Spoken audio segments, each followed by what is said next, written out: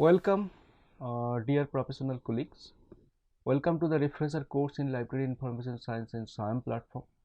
So, in this particular discussion, we are going to have an overview of the application of ILS-DI standards in library discovery. So, most of you have seen in case of union catalogs of of many types like WorldCat, IndCat, etc. Actually, it fails to give us the real-time item level status for the documents, and this can be a serious lacuna, or this is considered as a serious lacuna of the present global union catalogs. So let us start with the definition of union catalog. Then we will be discussing the problems with the present union catalogs as a library discovery system. Then we will be discussing that how ILS-DI can improve this particular situation. This deliberation will also be supported by a screen capture video, so that you can configure ILS-DI at your end to get rid of the problems you are facing in case of designing union catalog.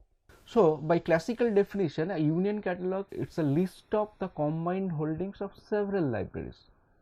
The modern view is that it's not only a list of holdings. The modern view is that a union catalog is union files of the stocks of several libraries merged into a central database to allow end user to search an array of library catalogs through a single point access interface.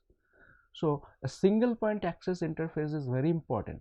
So you cannot just use an ILS to act as an union catalog to handle many library data sets which are governed by the many ILSs.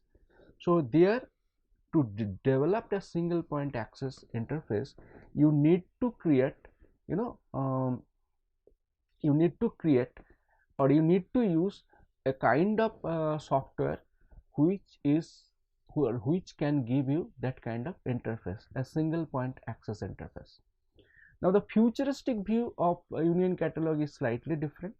It says that a union catalog is a well developed central system that permits both improved search functionality, payment mechanism, direct user services, and integration with different kind of journal datasets and full text. So futuristic view is that union catalog is not only a single point of search.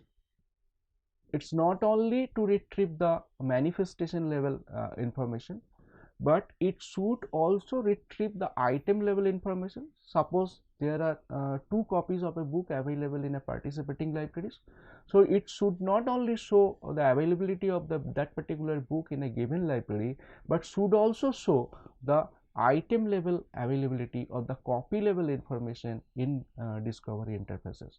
So that most of the union catalog presently available at the global scale and at the national scales do not provide this facility. What they do, they will show you the copy level information or the head library, that in which libraries this particular document is available, but you have to click the respective library OPAC to know the item level availability therein. So apart from this kind of item level status generation, a modern view or the futuristic view of union catalog also tells that most of the OPAC functionalities like fine checking, holdings, reservation placement, profile checking, profile updation, all must be available in a discovery interface. So that needs a discovery interface to talk to the respective ILS or ILS in use seamlessly. And ILS-DI is a standard developed way back in 2008 by DLF, Digital Library Federation or Digital Library Forum. They developed this particular ILS-DI standard to govern the seamless interaction between a discovery and an ILS. So as I said you that till date most of the national level and global scale union catalog support only finding function of the catalog, neglecting the other OPAC functionalities such as real-time availability status, hold placement, extended search feature like full text search, or fine calculation, fine checking, profile updation. So many of the general OPAC functionalities which are available inside a common library OPAC are not available at the global scale union catalogs. So that is the hard fact or the scenario presently. Here in the screen you can see that I have displayed the INDCAT, our union catalog for all universities available in India. So that is particularly governed by INFLIPNet. And here you see, the moment I search something in INDCAT, it can give me the list of documents, and if I click a particular book, it can also show me the item level information but not the availability status. That means I can know from here that from which library it is available, but actually at the time of my searching I simply do not know whether the copy is still available in that particular library or not.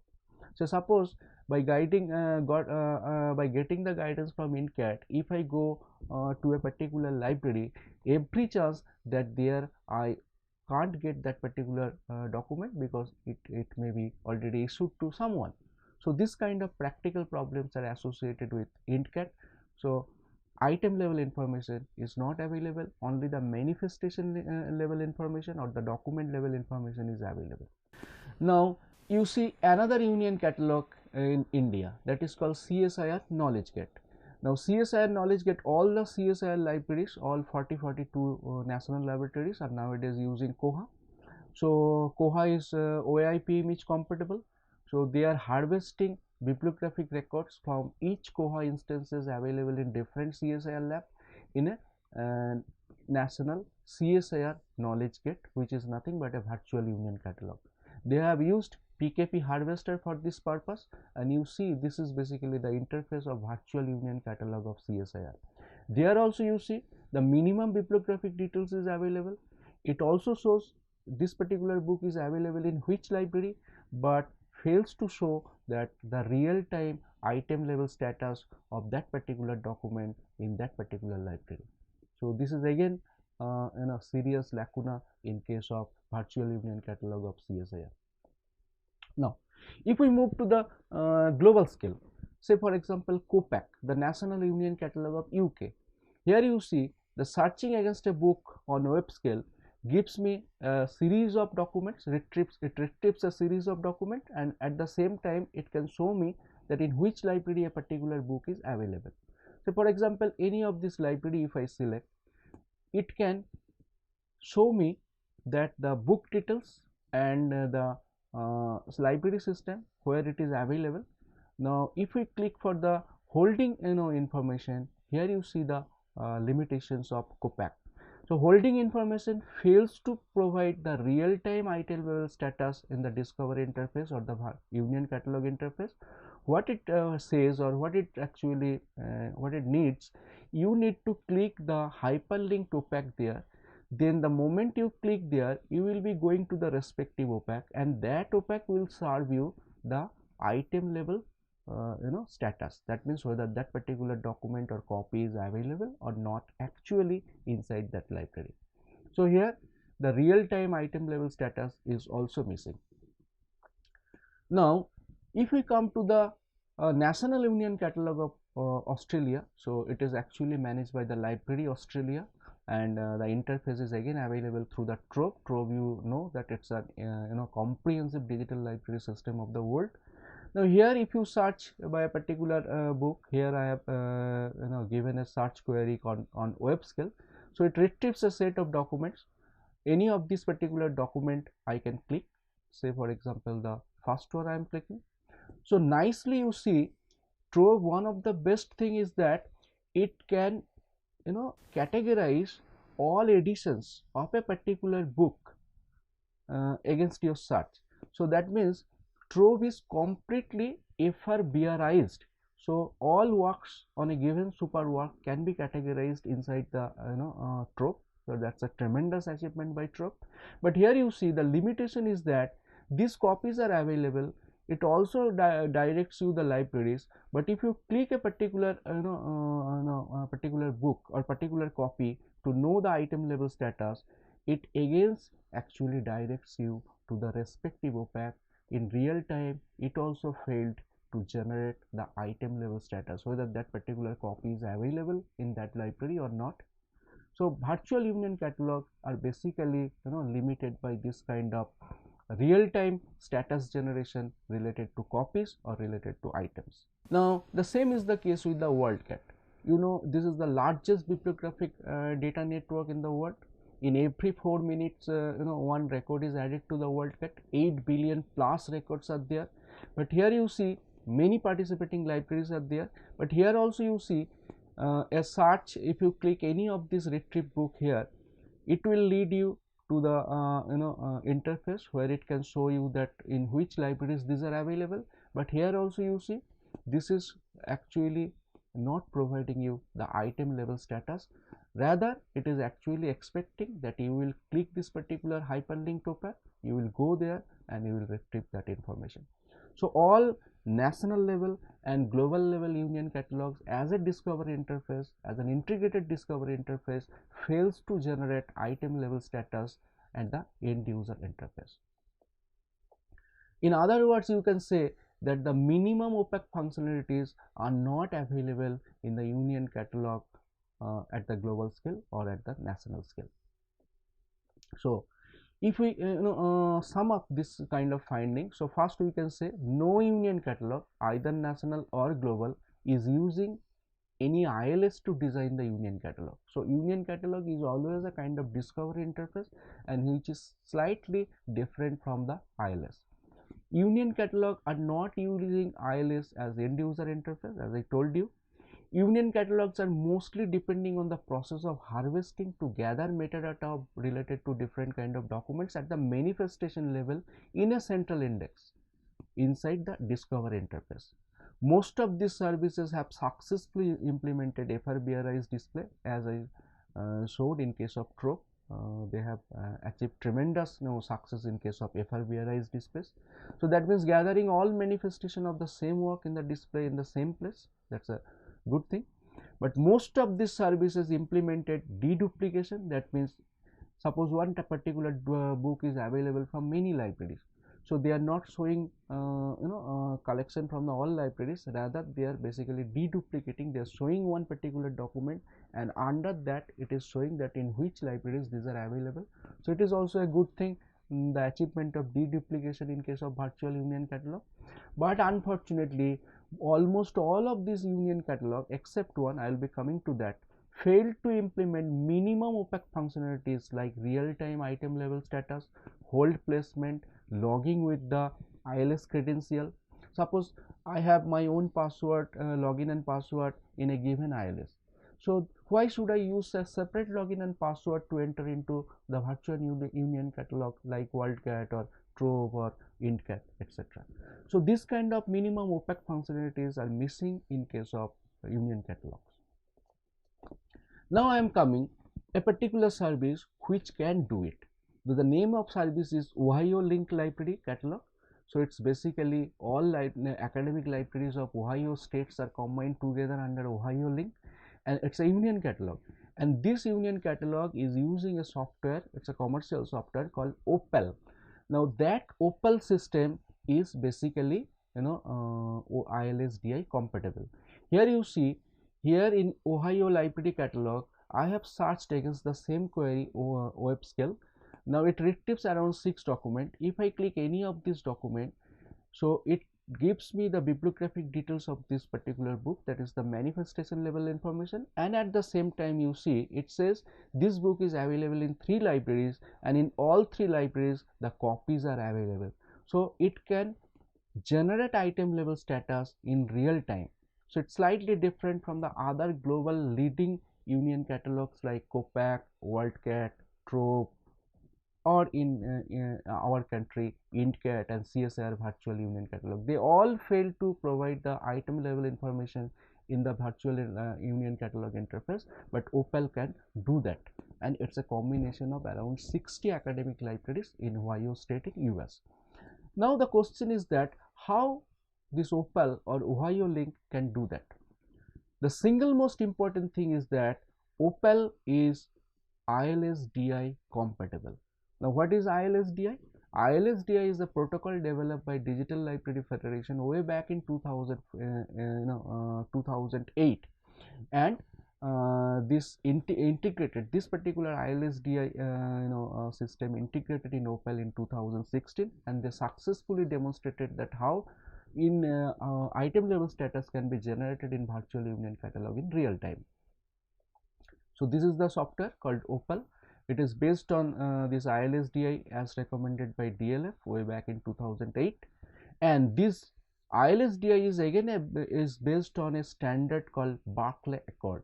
So Barclay Accord is an agreement between different kind of leading ILS developer, big libraries. I will be coming into that fact, but before that, you see what is ILS-DI as defined by the Peter Brantley, the then DLF executive director. He says that an ILS-DI supports a mix and match ILS discovery platform to suit all local needs. So that means it's a kind of standard through which an individual ILS can talk to the discovery, or a discovery system can talk to the ILS to generate real-time item level status and many OPAC functionalities like fine calculation, profile updation, etc. Right from the discovery interface. So user don't have to log on to discovery separately or OPAC separately. All the OPAC function he or she can do right from the discovery interface. So ILS-DI is a standard towards that direction. And here you see the Barclay Accord signed by big ILS producers like Thalys, Xlibris, LibLime, BiblioCommons, SiSi, VTLS, and big libraries are Union Catalog like OCLC, California Digital Library, etc. So ILS-DI is based on it's based on a global treaty, and this is the first version of ILS-DI published in 2008, version 1.0. The present version is version 1.1, and this is the task group who actually responsible for the development of ILS-DI standard. Now ILS-DI standard can be divided into four broad groups. First group is basically called the data aggregation group. So here it gives you a set of verbs or set of protocols through which a DLF or a discovery system can harvest metadata or the bibliographic level data from an ILS. Now the second group is basically related with the real-time search functions. So here a discovery system can establish link with the ILS in real time and can fetch real-time item level information or availability information in the discovery interface itself, both for the authority data as well as for the bibliographic data. Now the third group is basically related with the patron functionality. So it allows a particular an individual patron of a library, of any participating library of the Union Catalog, to log on into the system by using the same login and password through discovery interface. So by login, by giving that particular login and password, they can enter into the discovery system. They can, right from that discovery interface, they can update their profile, they can place hold, they can check checkouts, what are the overdue items available, what is the fine, everything they can do right from the discovery interface by using this group of functions, that is called patron functionality. And last one is the group 4, that is called OPAC embedding. So that means in real time it can show the item level status in the OPAC as well as support the FRBRI's display, where all editions of a particular book, all manifestation on a given superwork can be combined together, or different kind of intermediate format it is also supporting. It supports transforms transfer OPAC display inside the discovery system and many more. So this group 4 is basically linking the OPAC of an individual ILS with the discovery interface. Now if we check the ILS-DI support in open source software, there is only one open source ILS that is supporting ILS-DI presently, that is Koha.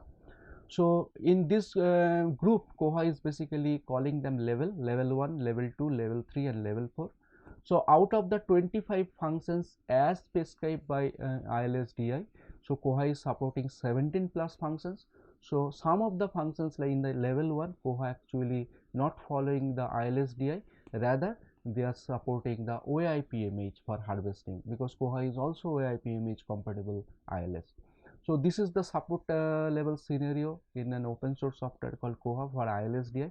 So most of the library management software all over the world are rapidly becoming ILS-DI compatibility, or achieving ILS-DI compatibility to support discovery interface or seamless integration with the discovery system.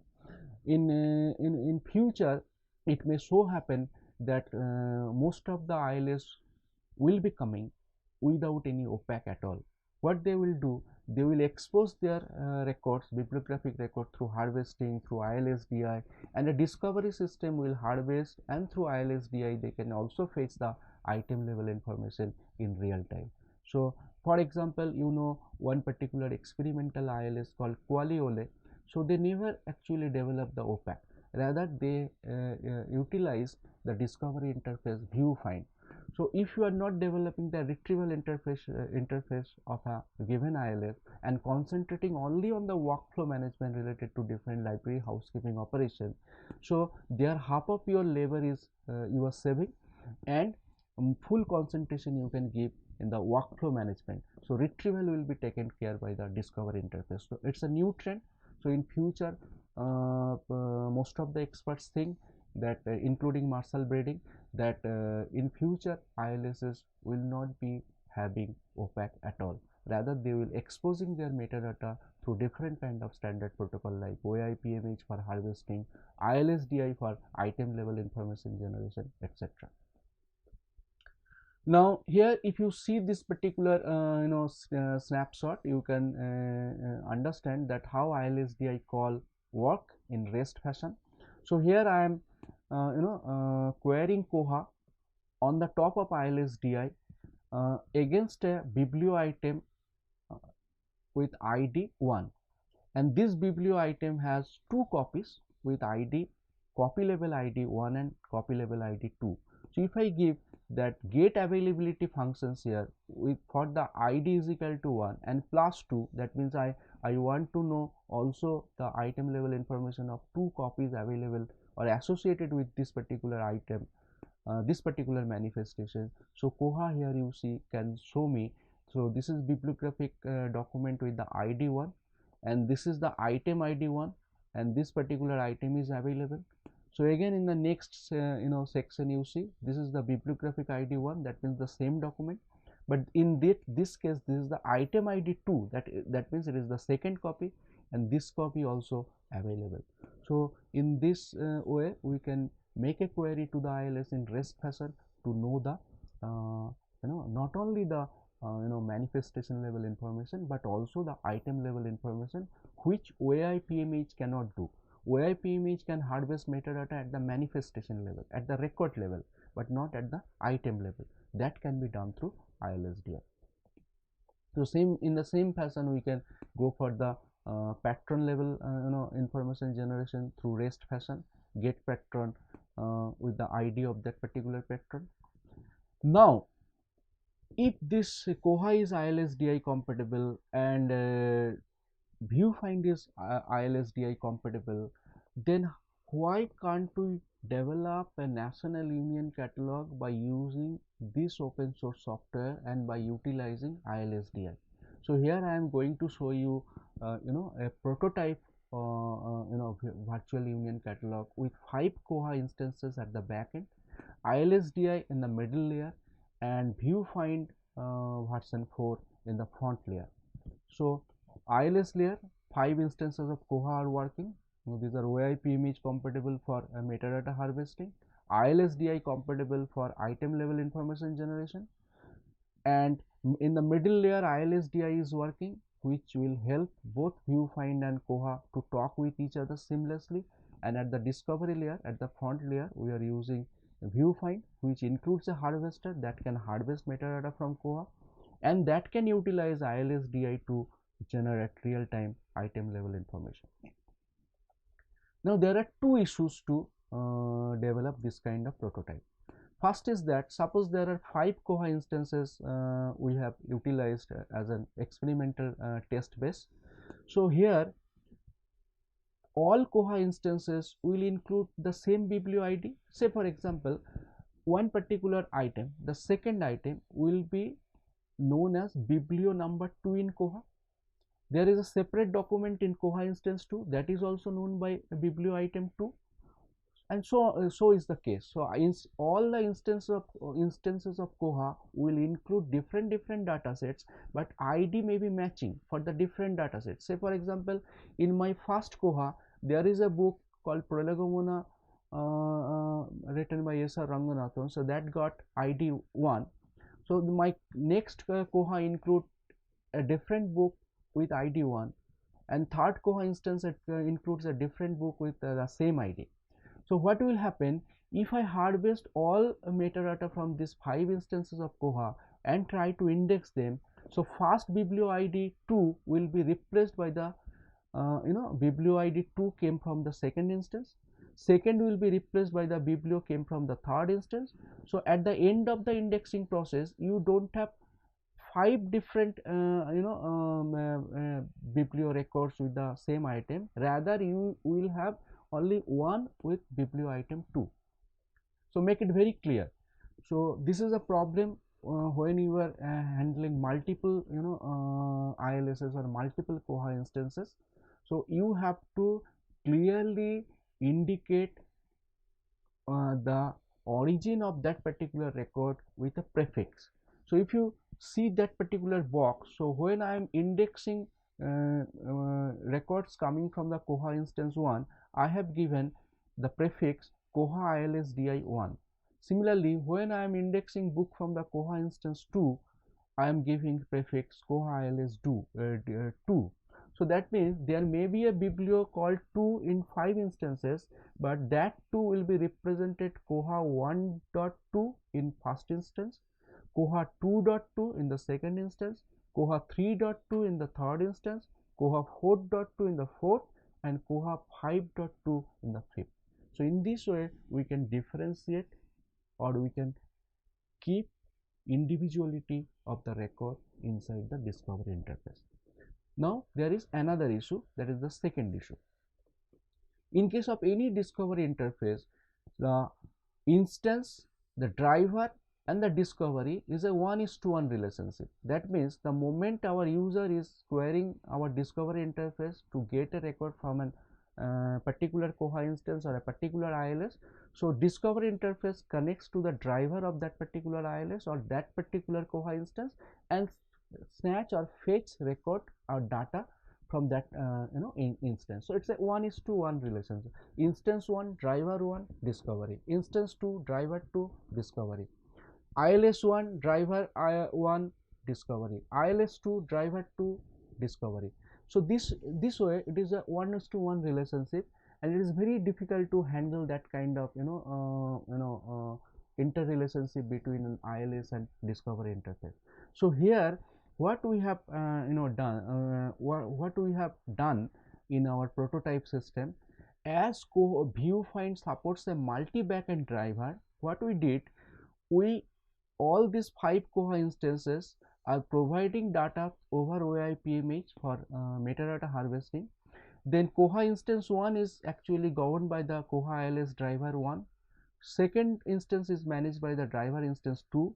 Third one is driver instance 3, and so on. Now instead of placing that drivers, all 5 drivers, in a 1:1 relationship with the discovery interface viewfind, in the middle we have placed a multi backend driver. So when a request is coming for a particular record which is available for any of these instances, so this discovery interface actually connects to the multi backend driver. Multi backend driver directs discovery connection with the respective Koha instance driver, so that in real time it can fetch item level information from respective Koha instance. Now you see the result of this prototype architecture. So this is brief architecture. At the back end we have Koha, in the middle we have ILS-DI, in the front end we have viewfind, And there are three options. We can make a direct database call, so it's a very time lengthy process and quite impossible to handle number of instances or number of different ILSs. So the present system is using ILS-DI call as I shown you in case of Opal, but in REST fashion, but it's still not restful. But in future ILS-DI call will be given in restful fashion, and ILS-DI integration with the discovery will be completely based on the REST architecture. Now suppose in case of view find discovery interface as a virtual union catalog or Koha cat discovery, what you see what we can do. This, if we search a particular for a particular book like iron ore in India, so it can show me this particular book is available. Now as a user I am not logged in inside my discovery interface.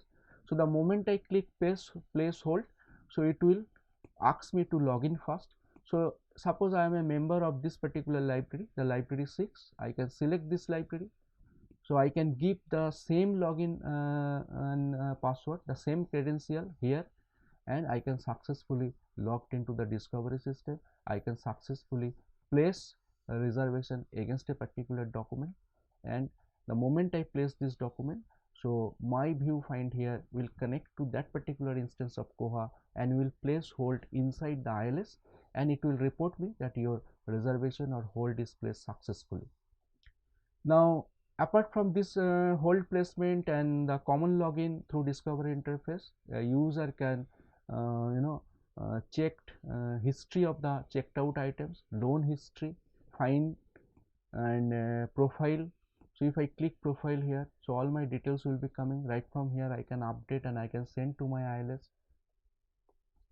Or similarly I can see that what is there any fine occurred in that particular library for me. Right from the discovery interface I can check, which is presently not available in any of the global scale union catalog.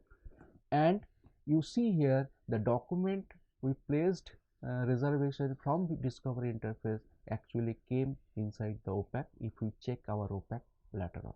So it proves that through ILS-DI, your that ILS-DI protocol, your ILS as well as discovery interface can talk to each other seamlessly, and they can interact with each other to develop item level information or to generate item level status in real time in the end user interface, which is not presently possible in most of the union catalog, both in our country and abroad. So in future Koha is actually planning, Koha group is actually finalizing their REST endpoints. So viewfind community is also developed this Koha REST driver. So in future the ILS-DI protocol will be introduced in a new manner, that is completely restful manner. And this is the Koha 18.1 endpoints for REST. So future is promising. ILS-DI can be utilized for generating different kind of OPAC functionalities inside the discovery interface. So thank you, happy learning.